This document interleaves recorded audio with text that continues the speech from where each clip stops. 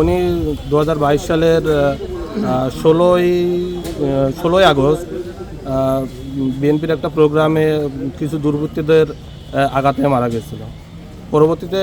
পরবর্তীতে 1 মাস চিকিৎসাধীন থাকার উপরে যশোর সদর হাসপাতালে মারা গেছিল। মামলাটা যেহেতু হয়েছে সেহেতু আমরা অবশ্যই আশা করছি যে প্রশাসন একটা সুনির্দিষ্ট তদন্ত করবে এবং আসামিদেরকে অবশ্যই গ্রেপ্তার করবে। কিছু আসামিকে মনে হয় গ্রেপ্তার করা হয়েছে আশা করি, যতদূর শুনেছি। আর এই যে লাশ তোলা হচ্ছে এখন, এনার সঠিক ময়নাতদন্ত হবে এবং আমরা আশা করছি একটা সঠিক তদন্ত রিপোর্ট আসবে এবং আসামিরা তাদের উপযুক্ত শাস্তি পাবে। এটা 22 সালের ঘটনায় একটা হত্যা মামলা হয়েছে। হত্যা মামলার প্রেক্ষিতে বিজ্ঞ আদালতের নির্দেশে লাশটা আজকে এথিল্যান্ড সাতটার পরিস্থিতিতে লাশটা ওঠানো হলো।